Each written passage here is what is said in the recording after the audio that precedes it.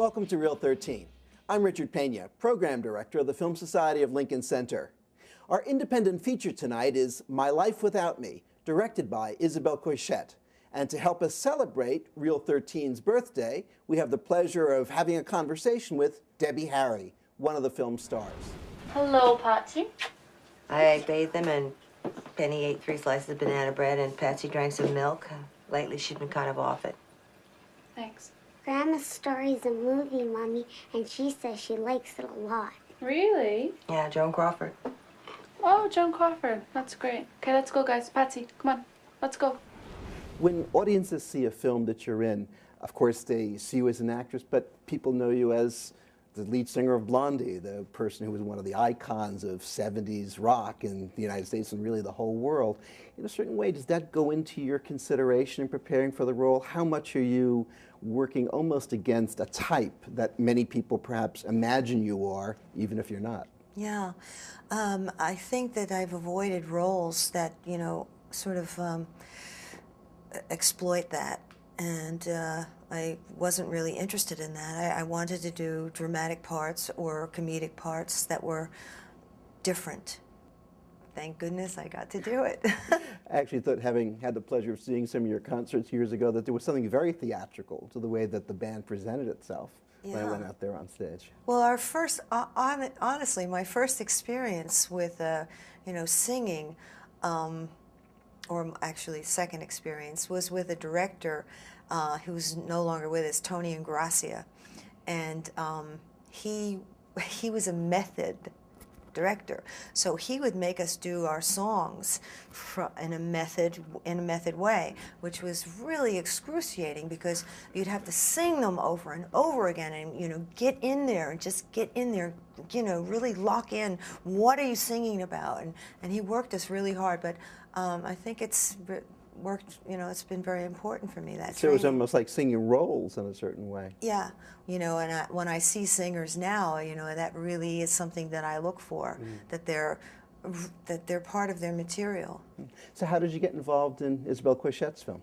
I guess she knew who I was, and she said to come by, and it was the first one in the morning, and I was bright-eyed and bushy-tailed and full of caffeine, and just went in there and nailed it, you know.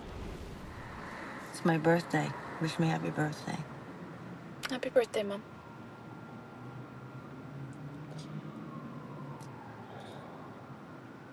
Aren't you gonna start the car? I got something to tell you, Mom. Oh, must be serious, otherwise you'd tell me while we were driving. What appealed to you about the role? I think that the story was just so moving, that this little girl, you know, this young woman was being so brave and so thoughtful and so loving. And my character was, you know, she was a bit of a, you know, space cadet, really. And but it was a good sort of juxtaposition, you know, to my daughter's character. What was working with Sarah Polley like? It must be so intense to have a role like that where really you're dealing with someone on such an intimate level like you did in this film. Yeah. Well, Sarah is a, you know, consummate professional. She's been working since she was a little girl, and she's a great actress. So she was very focused and not nervous and purposeful and direct, and I just admired her greatly, and it was just a really treat to work with her.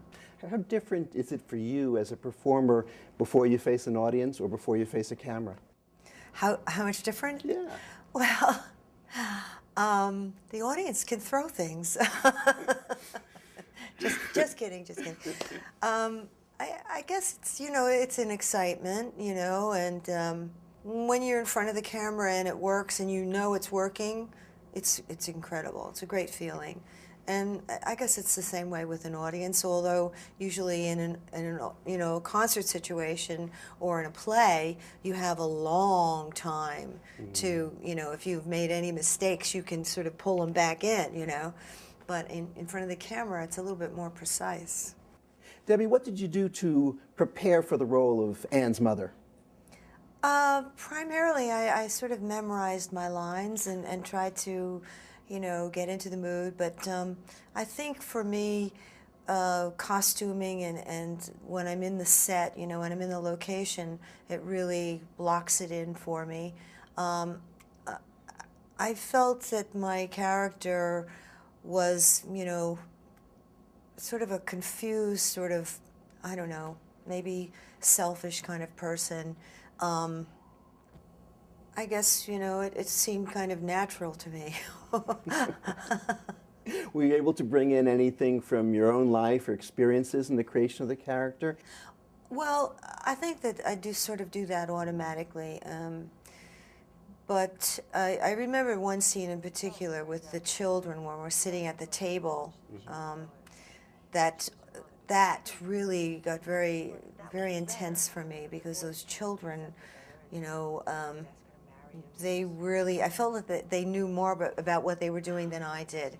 And in a way that really worked for my character because she had no idea, you know, what was going on. And, you know, she sort of was in the dark, whether she was in the dark about her daughter, whether she was in the dark about herself, you know, it was just sort of, in a way, kind of a pathetic creature. And as somebody who's been around the New York scene and music and film for a while now, do you have a favorite New York movie? A favorite New York movie? I guess, you know, one of Scorsese's, you know, Mean Streets, or Abel Ferrara's movies, which are very extreme but wonderful, you know, New York, dark New York. I'll think of some more. Okay.